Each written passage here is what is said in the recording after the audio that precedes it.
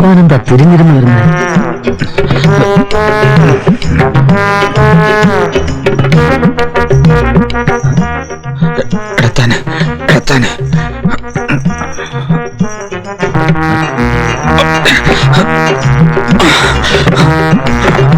ആനപ്പുറത്തുനിന്ന് ഓടിന്റെ പുറത്ത്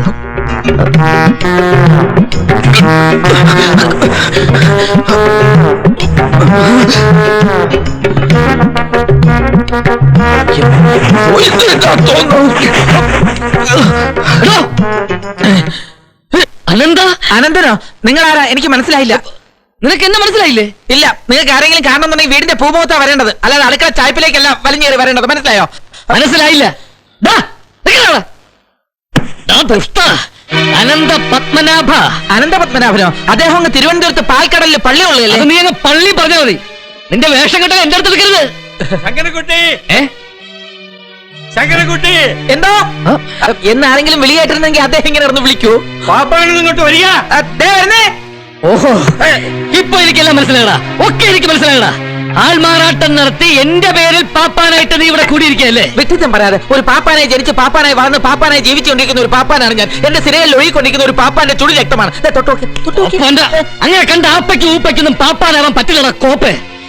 ഇന്നിവിടെ ചിലർക്ക് നടക്കൂടാ. അവിവേകം കാണിക്കരുത്. ഞാനൊന്ന് പറഞ്ഞോട്ടെ. ഈ ഒരു പുളിയും പറയല്ലടാ.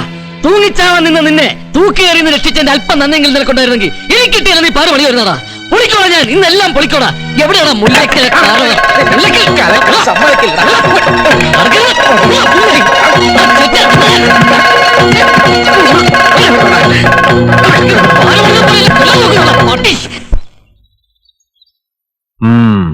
ഒന്ന് ആലോചിക്കട്ടെ. അങ്ങനെ ഇവൻ കള്ളനാ. ഇവൻ പറയുന്ന ഒന്നും വിശ്വസിക്കരുത്. ഇവൻ ആനപ്പാപ്പാനല്ല, വ്യാജപ്പാപ്പാനാ. തെക്കേപ്പാട്ട ശങ്കരൻകുട്ടി ഞാനാ, ഇവനല്ല. ഈ പെരുങ്കള്ളനെ ഈ നിമിഷം പറഞ്ഞു. നന്ദി കേട്ടവൻ. നിന്റെ അവസ്ഥയെ കുറിച്ച് ഓർത്ത് വിഷമിക്കുന്ന ഇവരെ തന്നെ നീ തള്ളി പറയണം. എന്റെ അവസ്ഥയോ? അങ്ങനെ ഇവൻ മിണ്ടിപ്പോകരുത്. എന്തിനാ ഇങ്ങനെ ഒരു നാടകം കളിച്ചത്? ഇവിടെ ഒരു ജോലി കിട്ടാനോ? അതിനാണെങ്കിൽ ഇതിന്റെ ഒന്നും ആവശ്യമില്ലായിരുന്നു. നിനക്ക് എന്തെങ്കിലും ഒരു ജോലി തരണമെന്ന് പറഞ്ഞ് ഇവൻ എന്റെ കാല് പിടിച്ച് കരയായിരുന്നു. നീ എന്താ പറഞ്ഞേ? ചില്ലറ കള്ളങ്ങൾ പറയുമെങ്കിലും ഇവനാള് പാവമാണെന്ന്. സ്വന്തം കൂട്ടുകാരൻ കള്ളനാണെന്ന് പറഞ്ഞ് കാര്യം സാധിക്കാൻ ശ്രമിക്കുന്നത് ചില്ലറ കള്ളമാണോ? കേൾപ്പിച്ചില്ലേടാ നീ? എനിക്ക് ചീത്തപ്പേര് കേൾപ്പിച്ചില്ലേടാ? അങ്ങനെ ഞാൻ പറയുന്നത്. മിണ്ടിപ്പോകരുത്. എനിക്കൊന്നും കേൾക്കണ്ട. അറുപമ്പിളെ ഇവരെ പിടിച്ച് പുറത്താക്ക്. അങ്ങനെ ഞാനാ ഒറിജിനൽ പാപ്പാൻ. എന്റെ അച്ഛൻ പാപ്പാൻ, അച്ഛന്റെ അച്ഛൻ പാപ്പാൻ, അച്ഛന്റെ അപ്പൂപ്പന്റെ അമ്മായി പാപ്പാൻ, അമ്മായിയുടെ അമ്മൂമ്മ പാപ്പാൻ. ഇങ്ങനെ ഇരുന്ന് പിച്ചും പേയും പറയാതെ സ്ഥലം കാലിയാക്ക്. ഈ കളിയിൽ നീ വിജയിച്ചെന്ന് കരുതുന്നതാ. എനിക്ക് പാപ്പാനായില്ലെങ്കിലും വേണ്ട.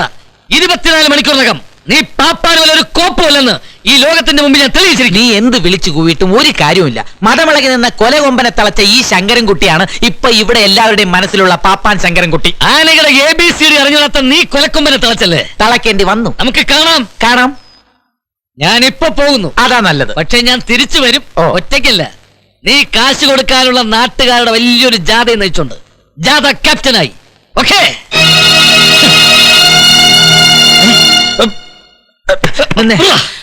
ഞാൻ പറഞ്ഞു നിനക്ക് ഫീൽ ചെയ്തില്ലേ? എനിക്കൊരു ഫീലിംഗും ഇല്ല. അല്ല, നിന്റെ മുഖം കണ്ടാൽ അറിയാം. വല്ലാത്ത അമർഷവും വിഷമവും ഉണ്ട് നിനക്ക്. ഒന്നും തോന്നരുത്. ഈ തറവാട്ടി കയറി പറ്റാൻ ഇങ്ങനെ ഒരു വഴിയെ ഞാൻ കണ്ടുള്ളൂ. പക്ഷെ ഈ തറവാട്ടിൽ നിന്ന് നിന്നെ ഇറക്കി വിടാനുള്ള വഴി ഞാൻ കണ്ടിട്ടുണ്ട്. നീ എന്തിനാണ് ഇവിടെ കയറി പറ്റുന്നത്? അതൊക്കെ ഞാൻ സൗകര്യം പോലെ പറഞ്ഞുതരാം. നീ ഒന്നും പറയണ്ട. നിന്നെ പോലെ ഒരു ഭൂലോക തട്ടിപ്പുകാരൻ ഇവിടെ ആൾമാറാട്ടം നടത്തി കഴിയുന്നതിന്റെ പിന്നിലുള്ള കാര്യമൊക്കെ എനിക്കറിയാം. മോഷണം, അതിവിടെ ധാരാളം സ്കോപ്പ് ഉണ്ടല്ലോ അല്ലേ? അയ്യോ, നീ എന്നെ തെറ്റിദ്ധരിച്ചിരിക്കും. എനിക്ക് നിന്നെ കുറിച്ച് ഒരു ധാരണയും ഇല്ല. നിനക്കിപ്പോ എന്താ വേണ്ടേ? ഇവിടെ ഒരു ജോലി, അത് ഞാൻ സംഘടിപ്പിച്ചു തരാം. എനിക്ക് സഹായത്തിന് ഒരു 2ാം പാപ്പാനെ വേണമെന്ന് പറഞ്ഞാൽ ഇവിടുത്തെ അങ്ങനെ എതിർക്കാൻ വഴിയില്ല. പക്ഷെ ഞാൻ എതിർക്കും. ആനപ്പിണ്ടത്തെ കുറിച്ച് പോലും അറിഞ്ഞൂടാത്ത നീ 1ാം പാപ്പാൻ, ഞാൻ 2ാം പാപ്പാനല്ലേ? നിന്റെ പദ്ധതികളൊക്കെ ഞാൻ പൊളിക്കൂടാ. നീ എന്നെ ഒറ്റ കൊടുക്കാൻ ശ്രമിച്ചാൽ നമ്മൾ രണ്ടുപേരും വഴിയാധാരമാവും. അതുകൊണ്ട് പ്രാക്ടിക്കലായിട്ട് ചിന്തിക്ക.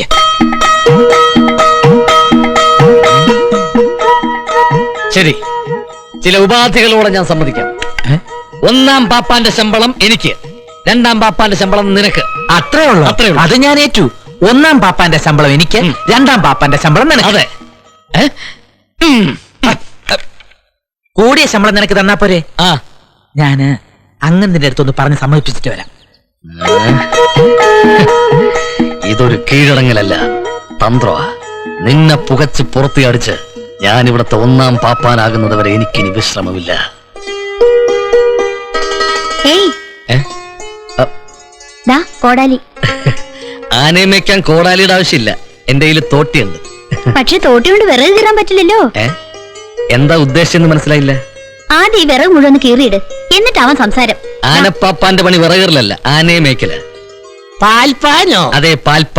ഇതായത് എടോ, പുറംപണിയൊക്കെ താൻ അസലായിട്ട് ചെയ്യുമെന്ന് ശങ്കരൻകുട്ടി പറഞ്ഞുകൊണ്ട് മാത്രമാണ് തന്നെ ഇവിടെ നിർത്താൻ അങ്ങ് സമ്മതിച്ചത്. പുറംപണിയോ? ആ, എടാ ദ്രോഹി, അപ്പൊ ഇതാണ് നിന്റെ ഒത്തീർപ്പല്ലേ?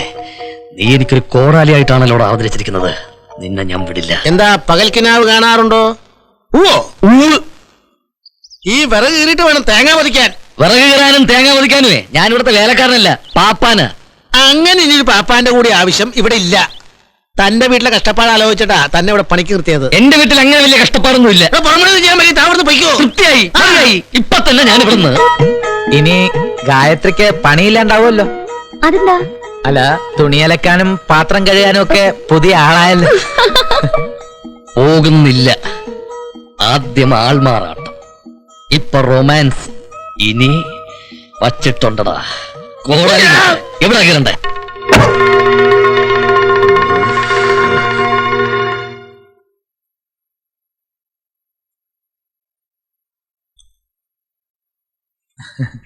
ഇവിടെ സൗകര്യങ്ങളൊക്കെ കുറവാണ്.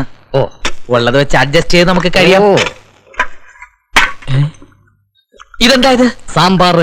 അതല്ല, ഈ സാമ്പാറിനകത്ത് എന്താണെന്ന്. ഉണക്കമീൻ. ഞാൻ ഉണ്ടാക്കിയ സാമ്പാറിനകത്ത് ഉണക്കമീൻ ആരായിട്ടത്? ഞാനാ ഇട്ടത്. ഈ വെണ്ടക്ക സാമ്പാർ എന്ന് കേട്ടിട്ടില്ലേ? അതുപോലെ ഉണക്കമീൻ സാമ്പാർ. പാപ്പാമാർക്ക് ഇത് വളരെ ബെസ്റ്റാ. ഞാനൊരു ബ്രാഹ്മണനാണെന്ന് നിനക്കറിയില്ലേ? അറിയാലോ, അതുകൊണ്ടല്ലേ ഇട്ടത്. എന്ന് മുതലാണ് നീ ബ്രാഹ്മണനായത്?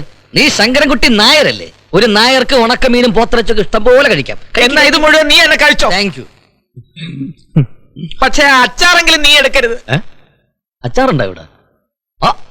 അച്ചാറൊക്കെ ഇട്ട് വെച്ചിരിക്കല്ലേ നീ? അതെടുക്കരുത്. ഓ. എനിക്ക് ചോറിന്റെ കൂടെ കഴിക്കാൻ വേറെ ഒന്നും ഇല്ലാത്തോണ്ടാ. നിനക്ക് മാത്രമായിട്ട് അങ്ങനെ സ്പെഷ്യൽ അച്ചാർ വേണ്ട. ഇത് ഞാൻ വേറെ കഴിച്ചോളാം. ഒരു കറിയും ഇല്ലാത്തോണ്ടാ. അറിയില്ല, എന്നാ അതും വിഴുങ്ങിക്കോ. പിടിക്കോളാം. നല്ല ടേസ്റ്റ്.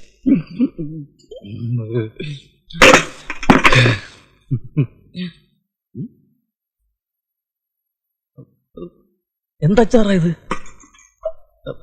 മത്തേഭ ഉദര കൃമീര കൃതം. അതെന്താ? കുഴപ്പമൊന്നുമില്ല, അത് ആനയ്ക്ക് വയറിളക്കാനുള്ള മരുന്നാ.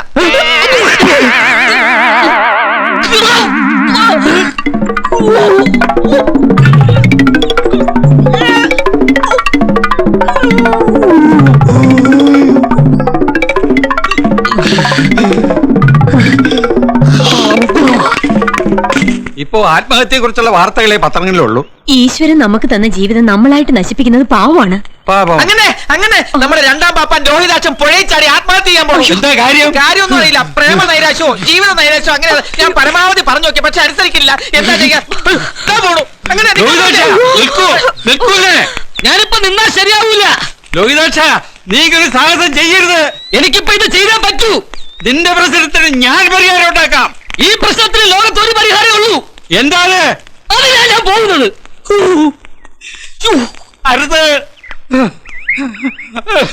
ഒരു പെണ്ണിന് വേണ്ടി നീ ഇത് ചെയ്യരുത്. ചെയ്ത് കഴിഞ്ഞു.